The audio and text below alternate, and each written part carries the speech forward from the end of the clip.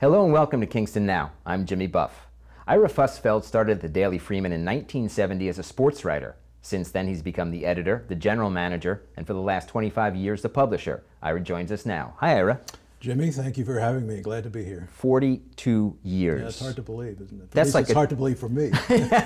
But that's a chunk of history. Yeah. You know, that's if you were writing a textbook about the history of the area, that would be a sizable chunk.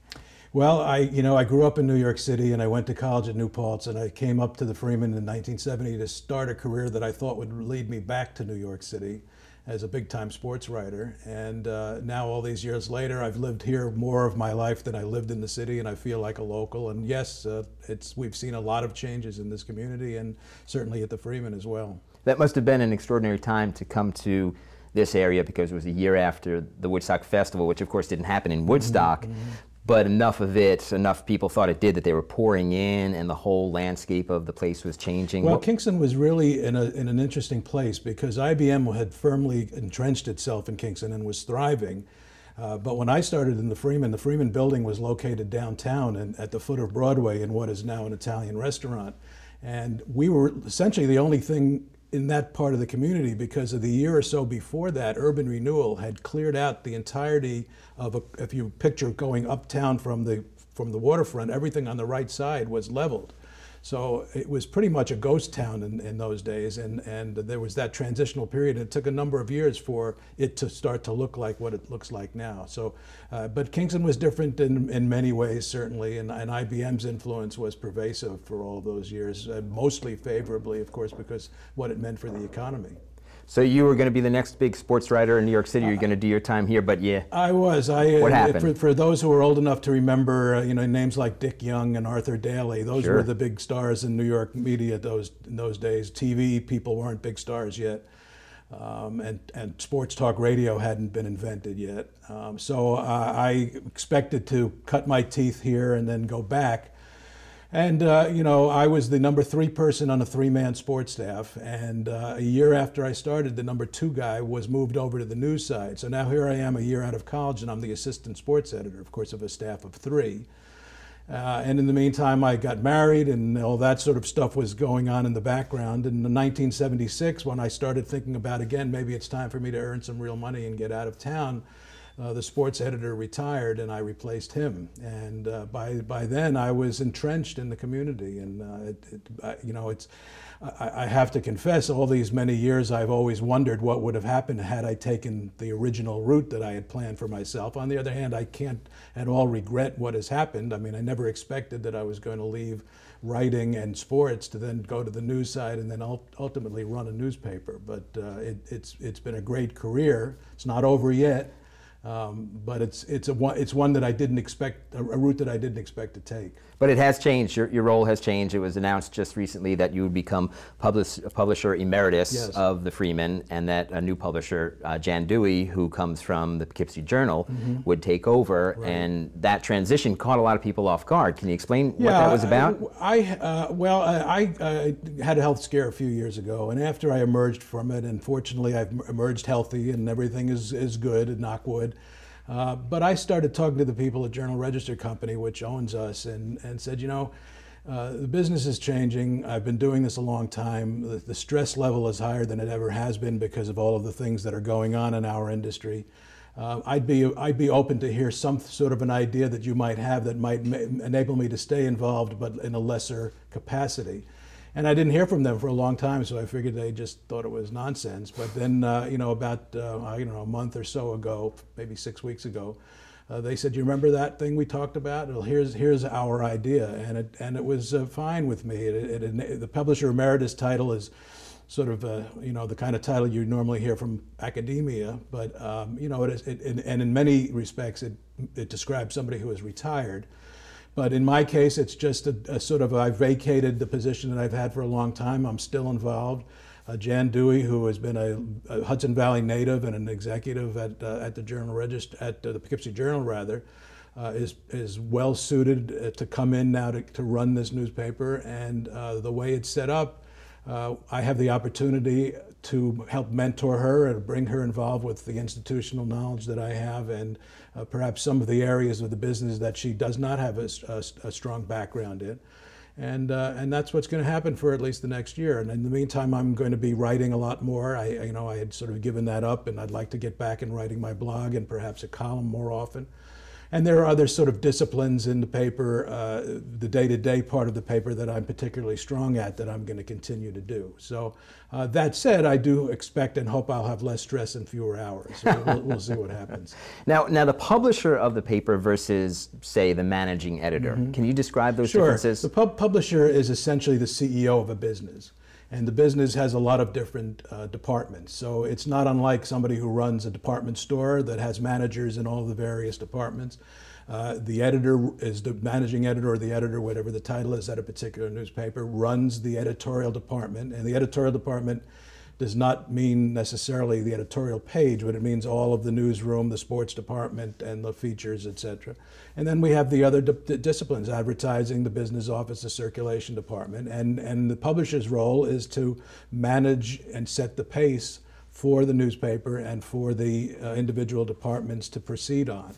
And as I say, that's not unlike any other business. But a lot of people, it's funny, a lot of people, I think because of their school days, always believe that the editor of the paper is the person who runs the entirety of the paper, because that's the way it is in school. It was when I was the editor. Or in the movies even. And right, Lou Grant, or on TV, right, or whomever the movie editor is.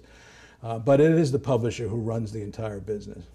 Great. Let's talk about some of the challenges that both you and Jan are going to face as the face of newspapers has changed and is continuing to evolve. Sure. We'll do that in just a moment. You're watching Kingston Now. We'll be back in a moment.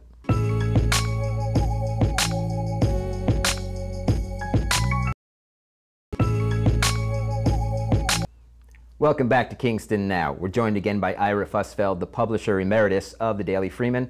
And Ira, the golden age of newspapers, there was a morning edition, there was an afternoon edition. It's where people got their information. It set the tone for conversations, political and otherwise, in the world, and that has changed. Where do you remember, is it the internet that did that, or did it start to change before that? It's interesting. I could optimistically, and I will optimistically say that newspapers, the best years are ahead.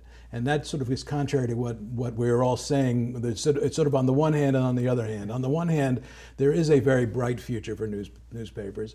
And on the other hand, clearly the paradigm has shifted because fewer people are reading the print product. The challenge short term is that the print product is still the moneymaker. And the digital product, which is growing by the proverbial leaps and bounds, is growing quickly, but not necessarily quickly enough to offset some of the declines in print. But I would say that, and the statistics show it, that although we're selling fewer newspapers than we have, and certainly since in my time at the Freeman, and all newspapers essentially are selling fewer, we've never had more readers. And I think our influence is larger than it's ever been, because people are going online, and they're not only going online in the morning when you would typically read the print product, but you're going online throughout the day, because we and others, newspapers, are updating our sites constantly. We can tell from our traffic that during the basic 9 to 5 business hours, traffic is zooming, which, by the way, suggests that a lot of people are looking at their computers at work. We also can tell by what has become a rather robust comment line that we have. I mean, I was checking the statistics this morning. Since we instituted our comment line several years ago, we've had over 70,000 comments on our website, which is really incredible, from about 6,000 or 7,000 different people. So although there are some of the regulars, just like if you turn on talk radio, you'll hear the same voices, there are a wide variety of people coming in. And depending on what the story is, the traffic is robust and the back and forth is robust. So I'm encouraged by that. I'm excited by it.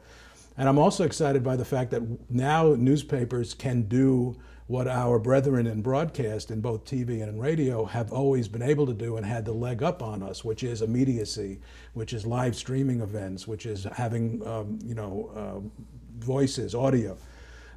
Now we're in that game. And it's a whole new world for us. So, and in addition to the fact that if a news story breaks at 10 o'clock this morning, we can put it up on our website at 5 after 10 instead of having to wait all night to print it in the paper the next day.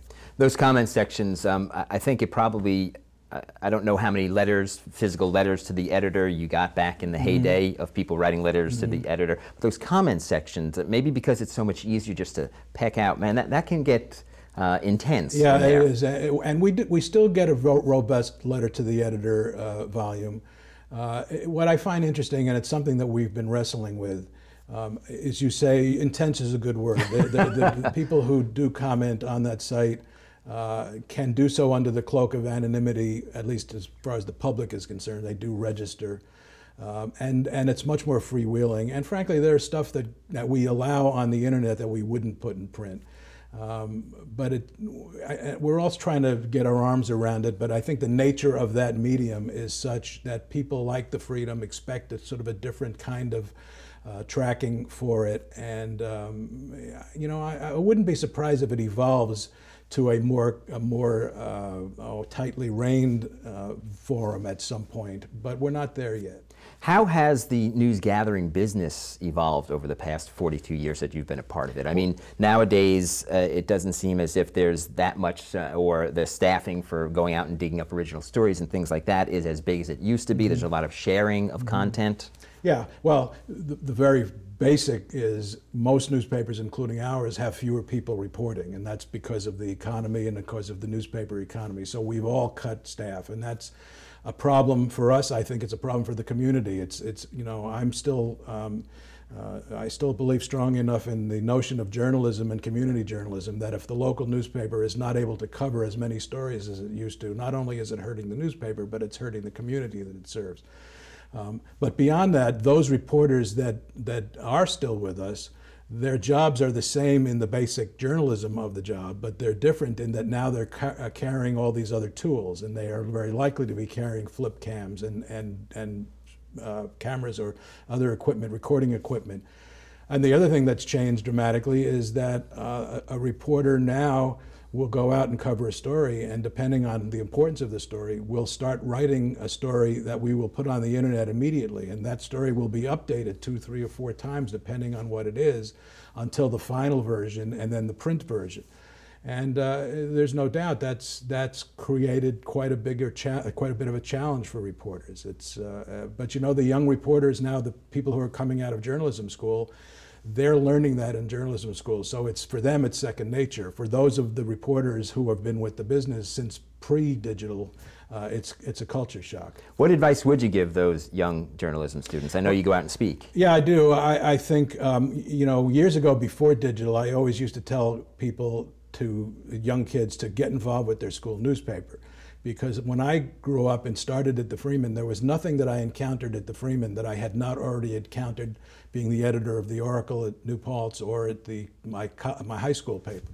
Now, I think the kids are a lot smarter than we are now. They all know how to tweet. They all know how to Facebook. They all understand what that's all about. So to the extent that they have to understand that their job is not just typing a story, but it's also recording and videoing, they'll be well versed. But it's the veterans who have more of a difficult time getting into that. Well, congratulations on the 42 years. I know you're still around for a while. You'll still be writing your blog, and people can access that at Daily Freeman. DailyFreeman.com. Better or worse, my picture is there. Just click through. Thanks, Ira. Okay, good to be with you. Next, we're joined by Haynes Lleweyn of Friends of Historic Kingston to talk about preserving old houses in the city of Kingston. Stay tuned.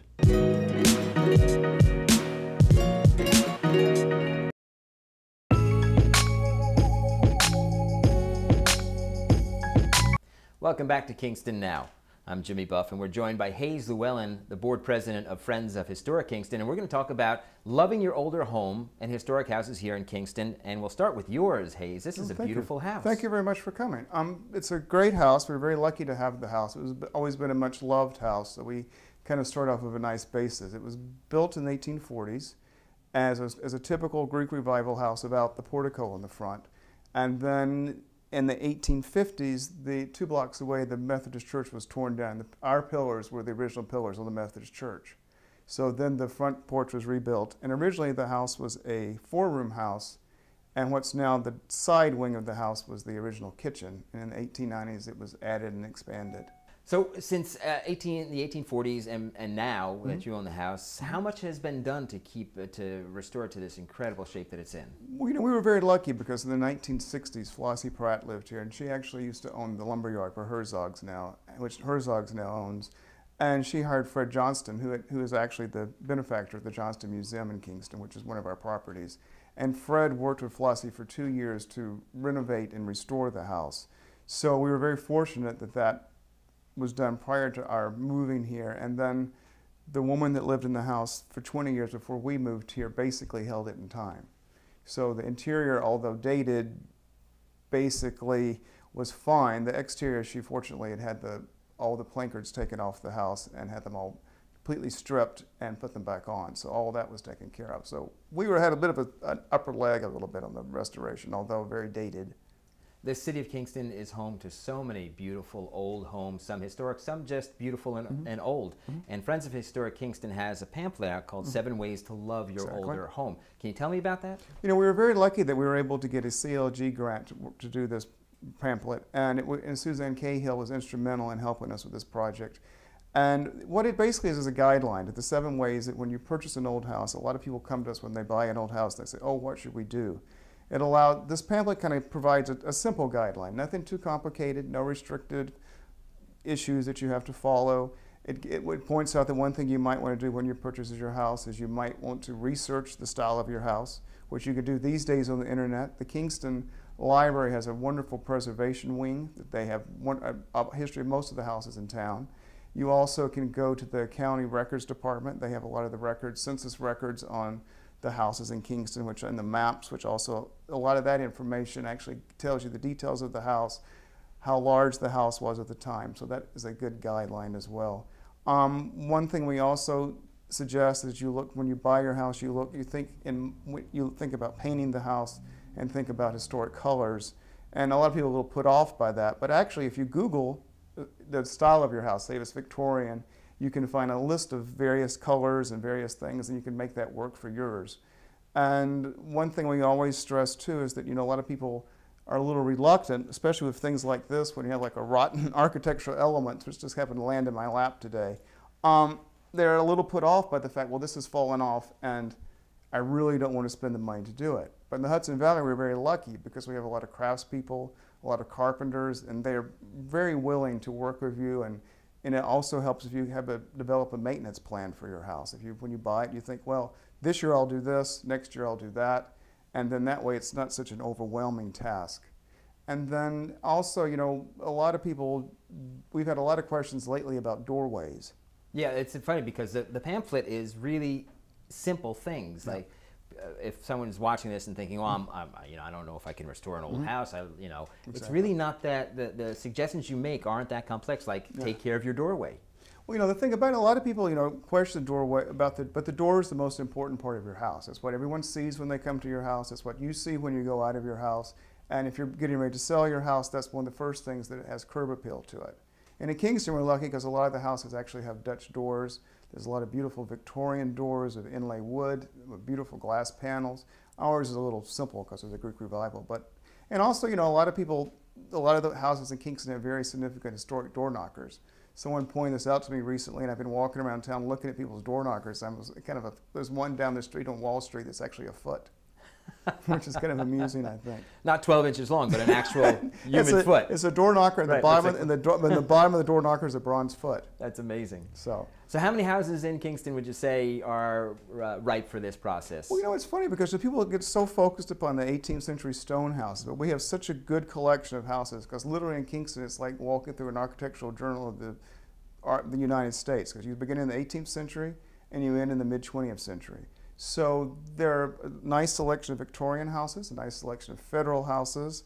Fair Street, for example, is a perfect example. You begin with an 18th century house and you end in a 1960s house. So each of those houses have their own significance. People always think that it has to be a house of historical significance, but really not necessarily because all older homes have their own characteristics that are unique. One of the things people are going to ask is how much does restoring a house or taking care of an older house cost? Is this going to cost me more than just throwing up some vinyl siding? Well, we prefer you not throw up your vinyl siding. One of the new trends that we've noticed with several of our personal friends and with some people who have come to the Friends of Historic Kingston is that they are taking off the vinyl siding, sometimes in sections, year by year, and having it replaced with the original clapboards, which is a little pricey, but in the end, you know, it also helps defeat termites and other bugs that often get behind the vinyl siding. There's a lot of issues that people don't really realize about having vinyl siding on your house. It can actually compromise the structure itself. And as far as pricing in buying an older home, I mean, these days the market is so affordable in Kingston, and you just have to you have to really look like you do anything else. You just have to make a cyclical plan of what you want to do with your restoration. And in the pamphlet, you also point out that occasionally there's grant money available. There is grant money available. These days that fluctuates a little bit due to various economic factors, but if you contact the Preservation League of New York or the State Historical Society, they always have that information ready for you on their website, and they're very helpful. If people want to find out more about this, they can go to your website, which is? They can go to our Friends of Historic Kingston website, which is fhok.org, or they can also contact the Friends of Historic Kingston. The museum's open from 11 to 4 on Fridays and Saturdays, or they can send us an email from the website. Terrific. Thanks, Hayes. Thank you very much. That's it for this week's show. We'd like to thank Ira Fusfeld, the publisher emeritus of the Daily Freeman. You can read his blog at thedailyfreeman.com. And you can watch all of our shows. They're archived on our YouTube channel. You can find that link on our Facebook page. For Kingston Now, I'm Jimmy Buff. We'll see you next time.